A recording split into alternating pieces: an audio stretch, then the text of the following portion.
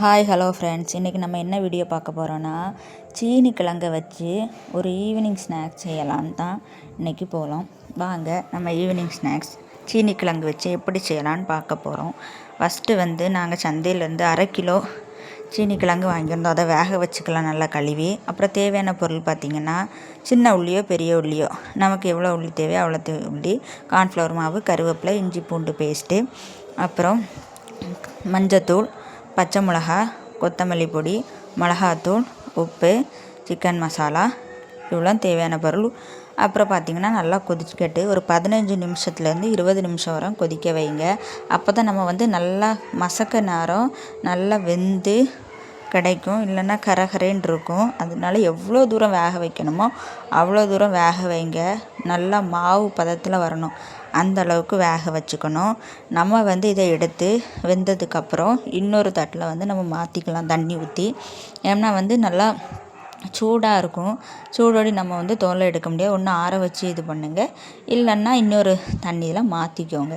அதில் சூடெலாம் ஆறின பிறகு தொல்லியை அப்படியே தன்னாலே வந்துடும். நான் கத்தி வச்சு தான் எடுத்தேன். ஏன்னா நான் கரெக்டாக ஒரு 1/2 வேக்காட்டில் எடுத்தேன்.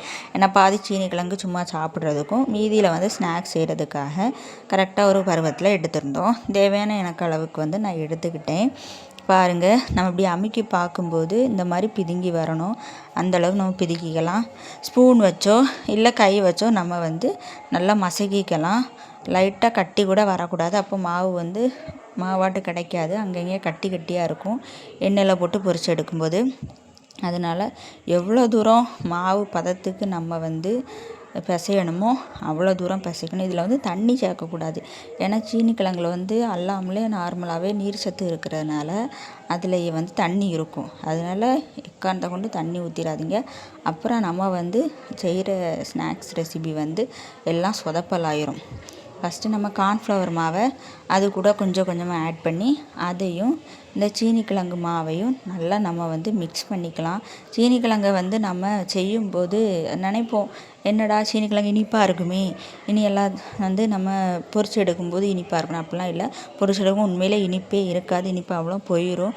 நம்ம காரமெல்லாம் வகையெல்லாம் சேர்க்குறோம்ல, அதனால் நம்ம கட் பண்ணி வச்சுருந்த கருவேப்பிலை, உள்ளி, மசாலா எல்லாத்தையும் போட்டு நம்ம விரசி வைக்கும்போது இந்த பாருங்கள், இந்த சைஸில் நம்ம விரசி உருட்டி எடுத்துகிட்டு நமக்கு என்ன ஷேப் வேணும், உருண்டை ஷேப்போ இல்லை தட்டு மாடலில் அந்த ஷேப்போ எந்த ஷேப் வேணும்னாலும் உங்களுக்கு எடுத்துக்கலாம்.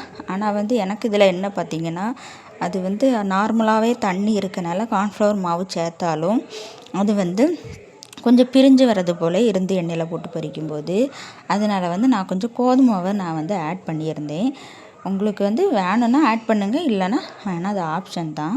இந்த மாதிரி உருட்டி வச்சதை தட்டு ஷேப்பில் நம்ம கையில் அங்கேயும் இங்கேயும் வடை ஷேப்பில் லைட்டாக தட்டினோன்னா உருண்டையை வச்சு நம்ம இது பண்ணோன்னா உள்ளே அவ்வளோவா சிலது வேகாது.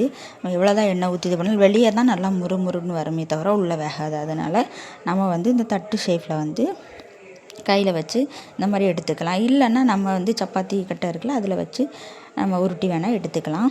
எண்ணெய் தேவையான அளவுக்கு ஊற்றி நல்லா பொரிஞ்சதும் நம்ம இந்த மாதிரி எடுத்து வச்சுருந்தது நம்ம அதில் போட்டு பொரித்து எடுத்துக்கலாம். இந்த மாதிரி பொரிஞ்சு வரும்போது சிலவங்களுக்கு 1/2 வேக்காட்டில் எடுப்பாங்க, சிலவங்க நல்லா முறுமுறுன்னு வேணும் கரைச்சி எடுப்பாங்க. உங்களுக்கு எந்த அளவுக்கு தேவையோ அந்த அளவுக்கு எடுத்துக்கோங்க. உண்மையிலே நம்ம ஈவினிங்க்கு சும்மா கடையில் ஏதாச்சும் வாங்கிடுமோ, இந்த மாதிரி நம்ம வீட்டில் இருக்க பொருளை வச்சு ஏதாச்சும் நம்ம புதுசாக ட்ரை பண்ணி சாப்பிடுங்க. உண்மையிலே டேஸ்ட்டும் டிஃப்ரெண்ட்டாக இருக்கும். நம்ம ஈவினிங் காப்பி கூட இதையும் போட்டு சாப்பிடும்போது உண்மையிலே வேறு லெவல் டேஸ்ட்டாக இருக்கும். நான் ஃபஸ்ட்டு ஒழுங்காக வராதுன்னு நினச்சேன். நான் இது வேகிறதுக்கு முன்னாடி நான் மாற்றிட்டேன். அதனால் நிறைய இது தெரிஞ்சு வந்துட்டு, சரி அதுக்கப்புறம் நான் செஞ்சதை பாருங்கள். இந்த மாதிரி செஞ்சு உண்மையிலே சாப்பிடும்போது அவ்வளோ டேஸ்ட்டாக இருந்து நீங்களும் உங்கள் வீட்டில் செஞ்சு பாருங்கள். இந்த வீடியோ பிடிச்சிருந்தா லைக் பண்ணுங்கள், ஷேர் பண்ணுங்கள், கமெண்ட் பண்ணுங்கள், சப்ஸ்கிரைப் பண்ணுங்கள். நெக்ஸ்ட் இன்னொரு வீடியோவில் பார்க்கலாம். நீங்களும் உங்கள் வீட்டு குட்டீஸ் பிள்ளைகளுக்கு இந்த மாதிரி ஸ்நாக்ஸை செஞ்சு கொடுங்க. Bye guys.